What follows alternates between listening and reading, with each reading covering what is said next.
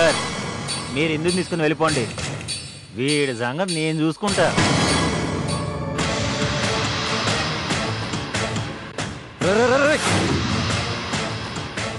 ఇందుని ఇక్కడికి తీసుకొచ్చి ఒక తప్పు చేశావు. తన్ని నేను తీసుకెళ్లకుండా ఆపి రెండో తప్పు చేయకో. వాడితో డిస్కషన్ ఏంటి సార్, ఇందుని తీసుకురండి. రేయ్, నేను ఒకప్పుడు దొంగని, ఇప్పుడు హంతకుండి కావడం నాకు పెద్ద విషయం ఏం కాదు.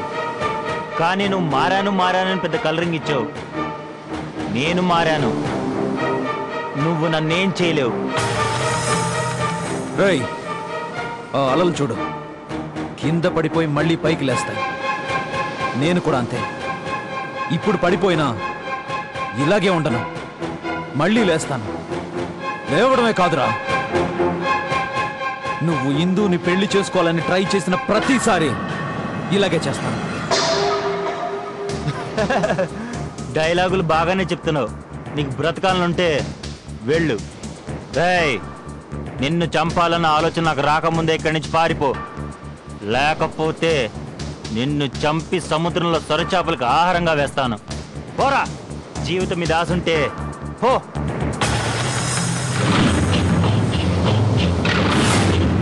నవ్వండి, నవ్వండి నవ్వండి, అలా మధ్యలో ఆపకూడదు. అరే సార్ మీరా? ఇది యమసభ అనుకున్నావా, నీ నవ్వుల కచేరీ అనుకున్నా? ఏదో ఒకటి, మీరు కూడా రండి సార్, జాయిన్ అవ్వండి సార్. ఇది సర్వోన్నత న్యాయస్థానం. మీ న్యాయస్థానంలో చిన్న శబ్దం చేస్తేనే పెద్ద శిక్ష విధిస్తారు. అలాంటిది నువ్వు ఈ న్యాయ వేదిక మీదకొచ్చి ఈ అల్లరేమిటి, ఆగడాలేమిటి?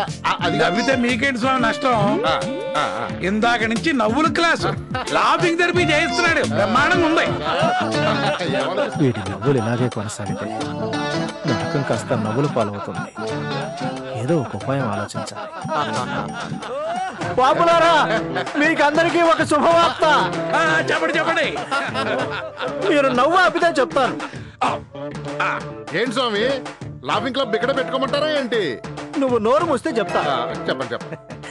మీలో కొందరిని స్వర్గలోకానికి విహారయాత్రకు తీసుకెళ్లమని ప్రభువుల వారి ఆజ్ఞ. అయ్యి బాబోయ్, స్వర్గలోక విహారయాత్ర. నా పేరుందా? నా పేరుందా? నా పేరుందా? నిశ్శబ్దం, నిశ్శబ్దం. అందరికీ అవకాశం ఉంది. అయితే 2 షరతులు. మళ్ళీ షరతులు ఏంటండి? 1, ఎట్టి పరిస్థితుల్లోనూ క్రమశిక్షణ పాటిస్తూ నిశ్శబ్దంగా ఉండాలి. 2, ఎట్టి పరిస్థితుల్లోనూ నవ్వకూడదు. ఈ 2 షరతులను 2 రోజుల పాటు ఎవరైతే పాటిస్తారో 3వ రోజు వాళ్లను స్వర్గలోక విహారయాత్రకు తీసుకెళ్తారు.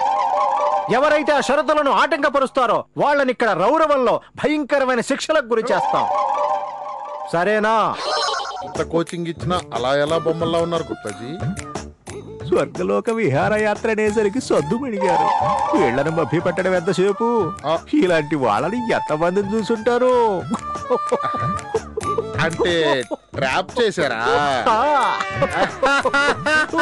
విన్నారా? ట్రాప్ చేశాడంట. అది చూడండి. నాకు అర్థం కావట్లేదు భయ్యా, మన ప్లాన్ వాళ్ళకి ఎలా తెలిసిపోయింది? వైజాగ్ దాకా వచ్చేవాళ్ళు బాబీని ఎలా విడిపించుకెళ్లారు? గతాన్ని గెలుక్కోవడం వేస్ట్ రా. కానీ బాబీ మిమ్మల్ని వదిలేసి వెళ్ళిపోయింది కదా భయ్యా. లేదురా, తను ఎక్కడికి వెళ్ళదు, వెళ్ళలేదు కూడా భయ్యా. తన్ను వదిలే అందరూ వెళ్ళిపోతారు, అందరూ తనకి దూరం అయిపోతారు.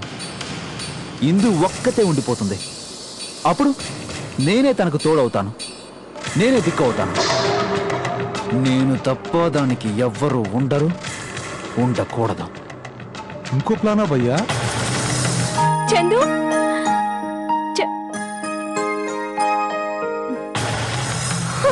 రమణ, రమణ, రమణ, రమణ, ఏమైంది రమణ?